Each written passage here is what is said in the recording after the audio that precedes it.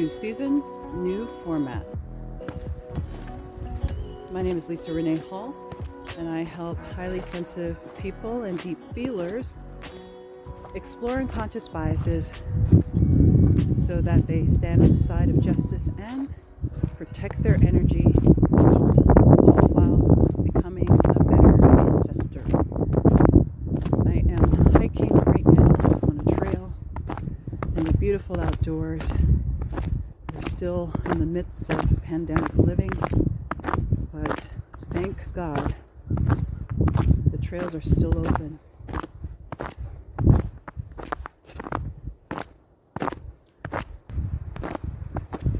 So, the first season of the Inner Field Trip podcast, I interviewed some really interesting people I admire, and especially individuals who use a more contemplative and reflective approach in their work.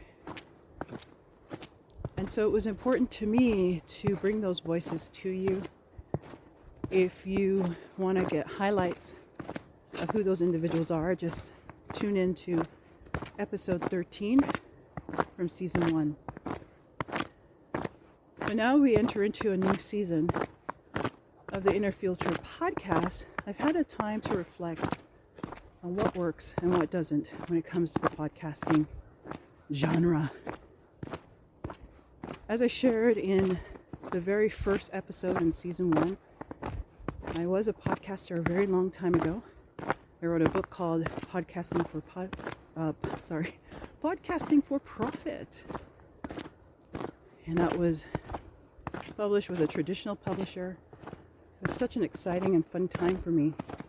I had always wanted to publish a book, and it was nice to have my very first book published by a traditional publisher through a traditional means. But once that book came out, the podcasting genre had changed to the point where nobody was teaching it, nobody wanted to touch it. And at the time, this is like 2007, 2008, 2009, podcasting was actually still really difficult to find, to produce, and to publish.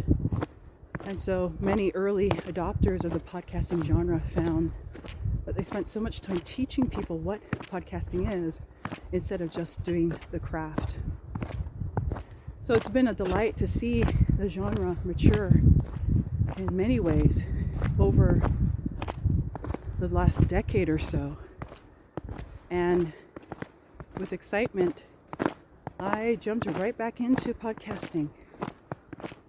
One of the things I realized, however, is that I was ill-prepared for the amount of time that it would take to get a podcast going. I was underprepared for the scope and the amount of manpower and people power and money that it would cost me in order to produce the episodes. Now, one thing I love about the interviews I did is the interviewing. I love that. I loved getting on the phone with my friends and colleagues and getting to know more about their work, getting to know more about them. I rather enjoyed that. And I would then, once the interview was over, I would upload the interview into a transcription service.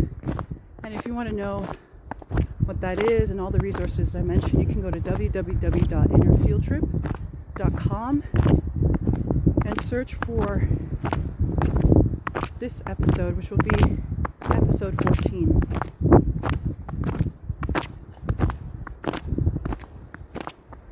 What you're hearing are my feet. I'm doing a winter hike. I'm wearing crampons. If you don't know what those are, Google it. These are just wise inventions and allows me to traverse these slippery, snowy trails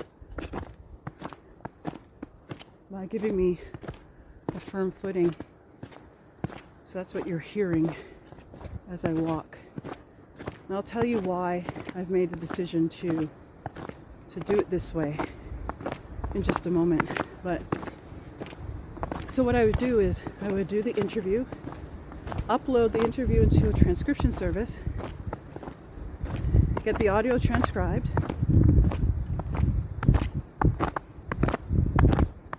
and then my production team would take over. The transcription was important because it allowed me to highlight the parts of the interview that needed to be deleted. It's a beautiful process. Because to have to listen to an hour-long audio to figure out what needed to be dumped, deleted, removed, I mean, that would just drive up the amount of time it would take to do the podcast. So my podcast production team, if you want to know who they are, again, go to www.innerfieldtrip.com, search for episode 14, and you'll find all that information there. But it was a seamless part of the process. And I was able to highlight, and then what I do is download the transcript in a doc document, and upload it to our shared drive, where I then highlight what needed to be taken out. And I mean, that was something I had to do. I had to listen to do that. I don't think that's the part of the process I could have even outsourced. I'm the one who sat with the expert, the guest, the interview subject. I know what happened in the call. I know what agreements we made. And so it was important for me to be able to go through and remove what needed to be removed.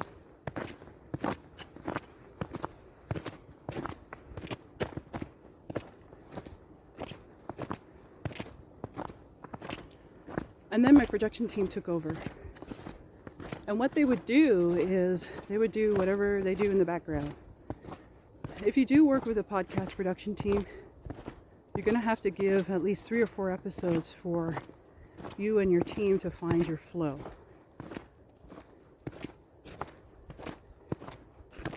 They're not going to get it right off the bat. So for me, there were, I was listening to the episode and I'd want the intro music to start at a certain point, and the outro music and transition, so I had to get into my flow. Hello. And so if you do work with a team, 3-4 episodes before you start to get into your rhythm. And so once we did, it was just seamless from there. To stay on top of all the tasks, we use a task management system. There's so many out there. I don't have a preference. And so if you can find a task management software or an app, if you're already using one, that's the best way to do it, because with the very first episode, we were going back and forth over email trying to get things set up. And me, my director of ops, and the project manager and the podcast production team, we all had 3 different dates as to when the first episode was going to go live. And it was terrible. So as soon as I saw the mix-up, I said, okay, no, we've got to get out of email. Email is a horrible way to manage tasks and projects. So the production team, it was about a week turnaround, would send the file back to me, and my director of ops would be staying on top of tasks. We had to get some graphics done to support the podcast episode. We used audio trailers or audiograms, and there's a service that I use. Again, it's in the show notes for this episode at innerfieldtrip.com. And we use that in order to provide a trailer for the podcast episode, so when we uploaded it to our socials, it'd give a less than 30-second clip of a highlight from the episode to get people interested. So graphics had to be designed for that. Then we had patrons providing audio and video testimonials as to how impactful the work or how impactful going on inner field trips have been for them. So we need to create a graphic for that.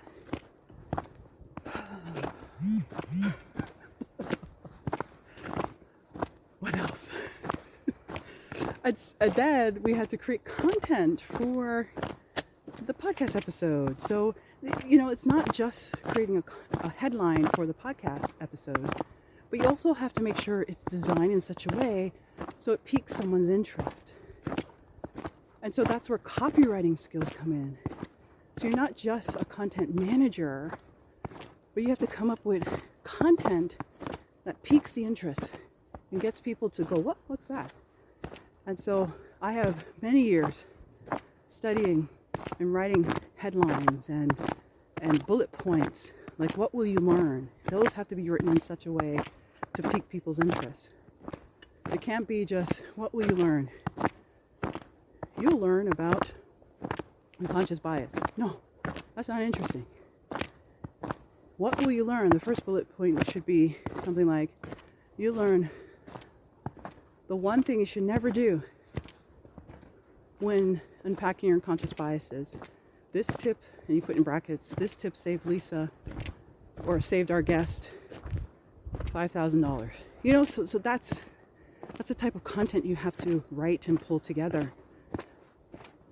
And so because I had the skill, I did it. So I was doing graphics. I was doing copywriting. And then I had to assign everything out to everyone else so that my virtual assistant could publish the blog posts and schedule the Instagram posts. And so I went from a content creator, creating content, researching content, to a project manager where I was managing tasks and people. And by the 7th episode, I started to feel this deep irritation build inside of me. And it got to the point where I said, okay, well, I should hire someone to do the content. But I can't just hire anyone. Writing content, as I said before, is one thing, but being a copywriter is what I needed. And so what I did is I documented my process.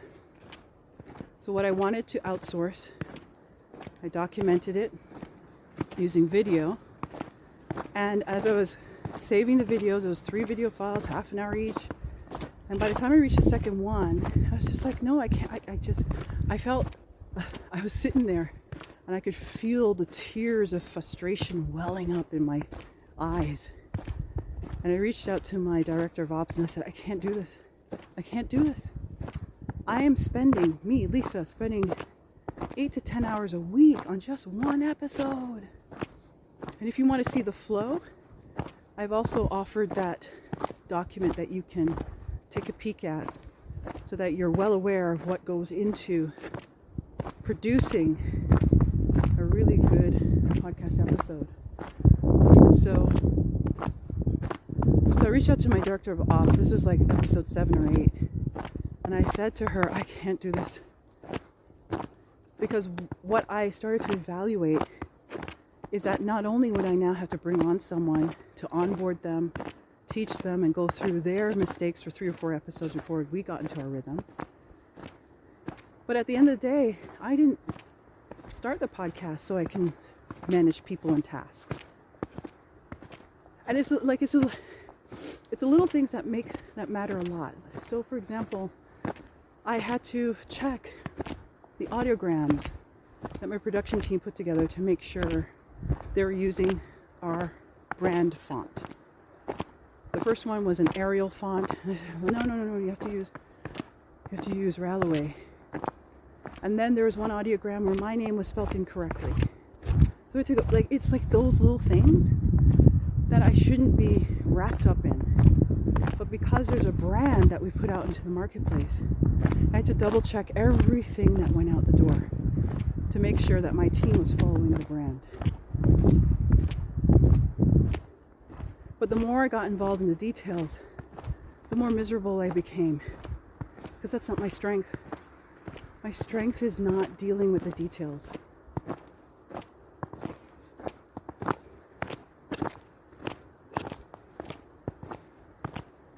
I think I came the wrong way.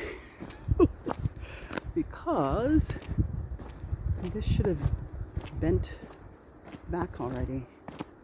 I don't see purple marks on the trail anymore. I now see blue, which which means I'm now on the Bruce Trail, which is not my intention. But all roads lead to the road, so I'll be okay.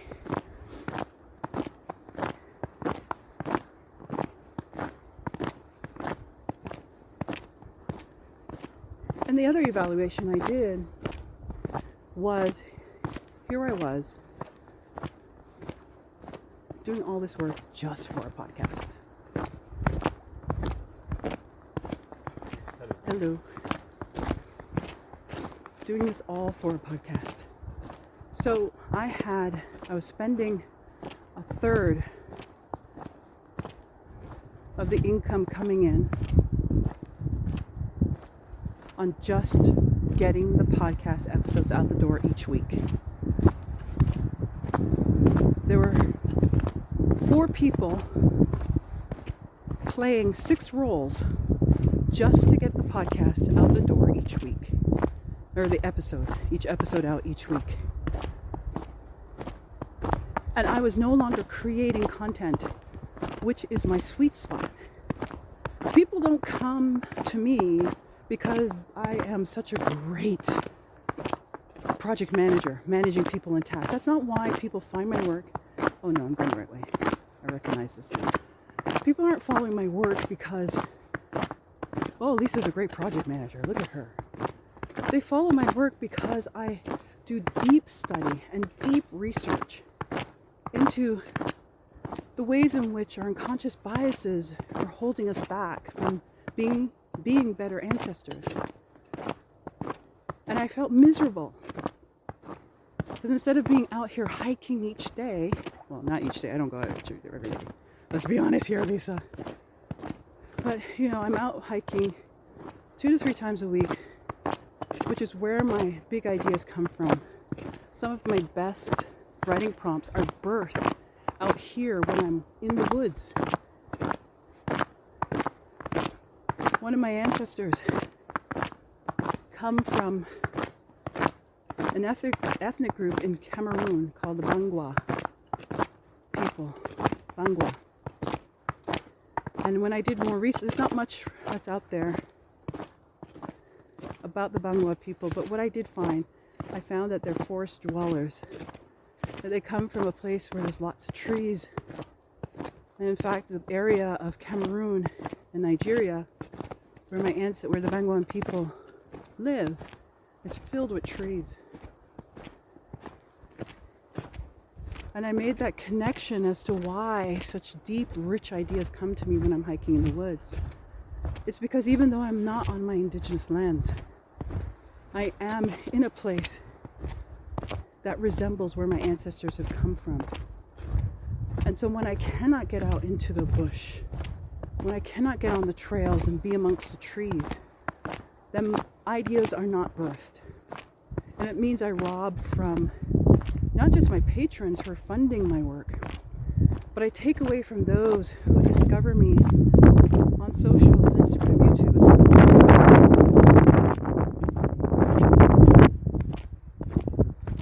on. I take from them the ability to unpack their unconscious biases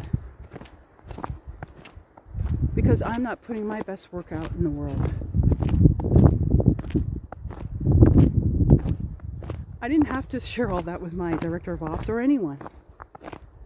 But it's a deep knowing that came to me as I sat there at my desk, about to cry out of frustration and irritation with my director of ops witnessing me. And that's when she said, why don't you just do what you were doing?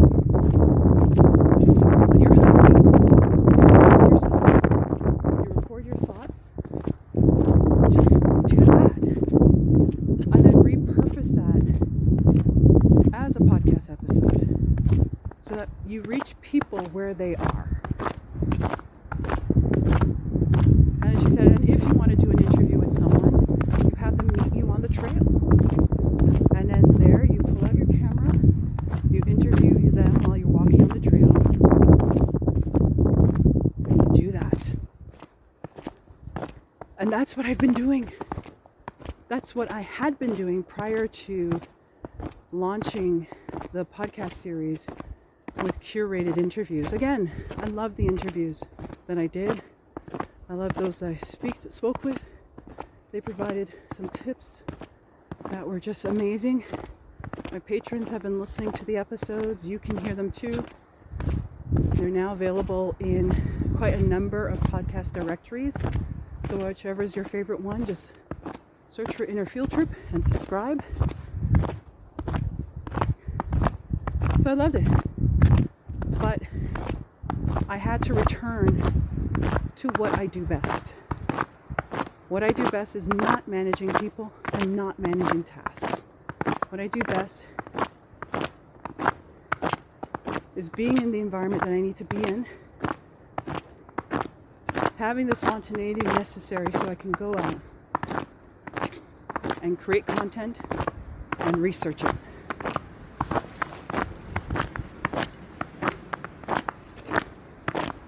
That's my sweet spot. That's what I love doing. And so the format of this podcast is changing.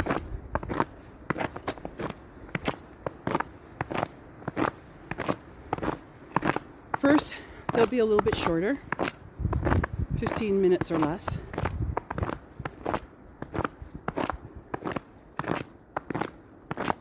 Second, it'll be me speaking about things that can help you unpack your unconscious biases. From time to time, I will bring on a guest. When I do, it'll be us walking outside, on the trail, yammering about something that will help you unpack your unconscious biases. Yammering. Yammering doesn't make it sound important.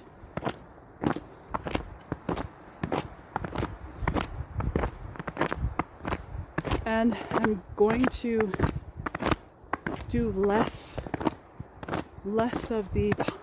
And the other thing too is that by sharing highly produced, curated conversations, it actually went against one of my values, which is to be messy and to be a little bit unpolished. When I come out in the woods and hiking on the trails and I pop open my camera and I start filming, it's unpolished. It's a little bit messy. I don't even wear makeup. Maybe a little bit lipstick. That's it. And why? Simply because I need to, and forgive the cliche, walk my walk and talk my talk. And so I thank my guests from season 1. Had some wonderful conversations. What was that green trail lead? I had some wonderful conversations. And I'm so glad because they have provided a source of encouragement, support, and comfort for those who have heard the episodes. And now going forward, I'm going to step back on the production and step back on the curated conversations and return to what feels nourishing to me.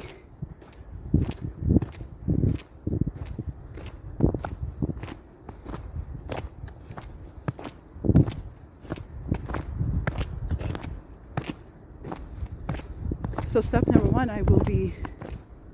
what I will do is I will be recording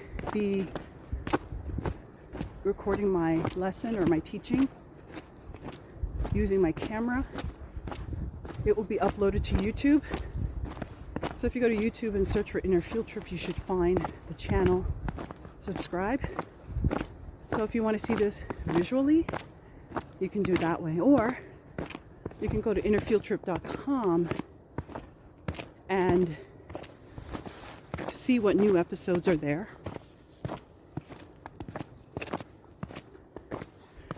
Because after the video goes live on YouTube, the MP3 file will be stripped from that and then it will be published as a podcast episode. And it will still have the show resources or the show notes. You'll still have the transcripts. It will still have the way to subscribe, of course. If you are a patron in my community, here's the good news. You will get premium episodes.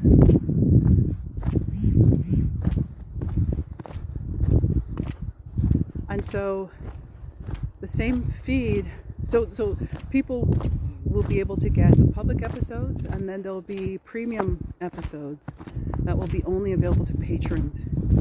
Some of those premium episodes include special teachings where I go a little bit deeper.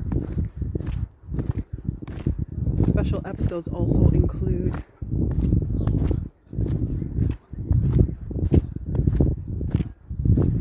people are having a picnic. Oh, I passed these people already. How? Did they pass me again?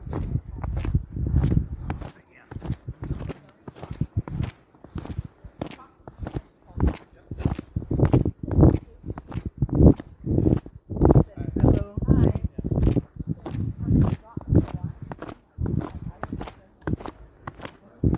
Yeah, so premium episodes include, once again, deeper teachings. Sometimes I'll do teachings for other people in their private communities, and so I often get their permission to be able to publish that teaching to patrons. And so that's something that I'll be able to offer to you. There's one that I did for the Feminist Coach Academy, which was co-founded by a patron, one of my early patrons, Naomi Arnold, and it's called Bias in Coaching or something like that. I did it for their community, and they decided that they're going to develop a new curriculum. So now I have a chance to share that with patrons. So if you're subscribed to this podcast and you're a patron, there's a way for you to get them. There's a way to get these premium episodes, and you can search the Patreon support or the help section of Patreon to figure that out. We'll also post something inside the community on Patreon so that you can understand how to get your private RSS feed as a patron. But some other premium episodes are sounds. The other day when I was hiking, I recorded my footsteps crunching across the ice and the snow. So I recorded about 20 minutes, and I'm going to drop that on the premium, as a premium episode on the patron only feed, so that if you wanted something other than quiet music or other than music to provide ambient sound in your background as you do your stream of consciousness writing, then you'll be able to get those premium episodes.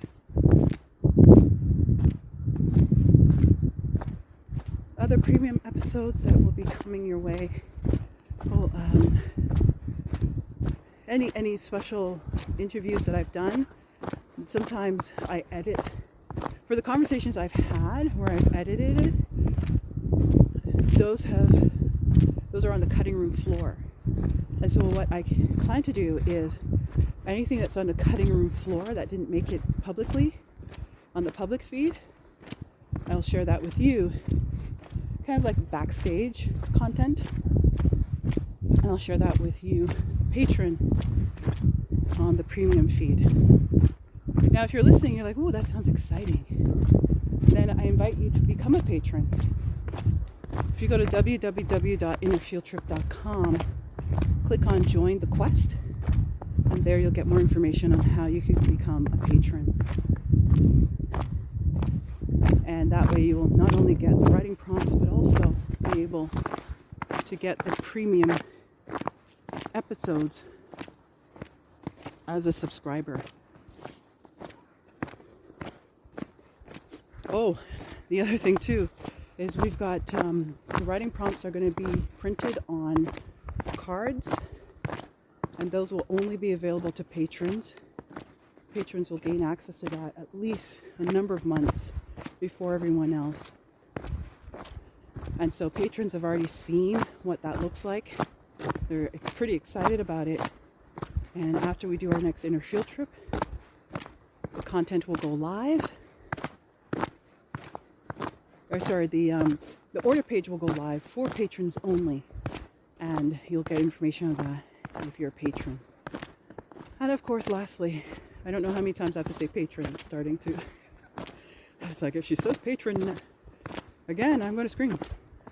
But part of the reason why I'm inviting you into community with me isn't only because of the bonus content you get, but it's because people have said, we have a Discord forum where we share ideas, and people have said that in times of strife, especially with family members, they've come to the Discord forum, and that's where they've been able to connect with others who are doing this work. And it's become a balm to them, especially in times when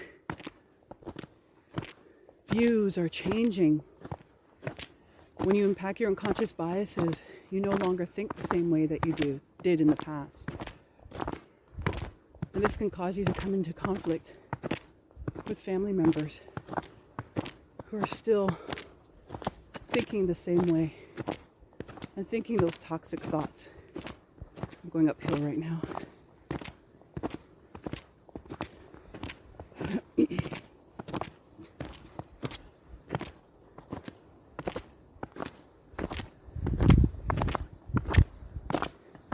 And so being in communion with others is the new community that you can find. Yeah, so I know how tough it can be to unpack. Some people are living in homes with conspiracy theorists, people who have suddenly become radicalized and descended into theories that are dangerous and unproven. And so having the community to rely on and lean into as you continue to unpack your unconscious biases and continue to release the toxic thoughts so that you're able to stand on the side of justice. That has been nothing but a balm. Again, I love that word, balm. It's been a balm to those who know that they have a community they can rely on in these tough and challenging times. And lastly, your continued support as a patron helps for all of this to continue. It helps me to be able to continue to provide community through the Discord forum. And again, you wouldn't be able to find it unless you're a patron in the community. Your continued support helps me to create the space so I can bring you writing prompts that help you to continue to unpack and explore your unconscious biases. And your continued support also means that the podcast can continue. Because even though I won't have to spend as much money and spend as much people hours producing and editing the episodes, it still does take time and money to make it happen. Equipment has to be bought. Hosting has to be paid for. I still need to pay my director of ops and my virtual assistant for their support so that I continue to focus on what I do best. And so having you means that this work can continue. And when you look, you may say $5 a month, $10 a month. What's that? That ain't nothing. And yes, you by yourself at $5 a month or $10 a month, yeah, that doesn't seem like a lot. But when you multiply that by hundreds and hundreds of people, it adds up. Some of the things I've also been doing is ensuring that those who can get this stuff get it. And that's why the podcast is important. That's why having that viral blog post still be available. That's why that's important. It's all important because free does cost something. And so if you had the financial means to do so, then being a patron and continuing your support, I do not take that lightly, and I appreciate it, especially in these tough, challenging, and uncertain times. So as I close, my message to you is, yes, do your research before you start any project, but it's okay to change gears. If you've said yes to something, and as you're going through the day-to-day minutia, the hour-by-hour minutia is not working for you, you can change your mind. That is allowed. And instead, take a look at the lessons learned. Maybe you just need to change a few things here or there, or perhaps you need to abandon it altogether. You are allowed to do so. And in a culture that we live in where mistakes are frowned upon, where errors are laughed at, just note that it's in getting messy that you find your true self. Stumble bravely.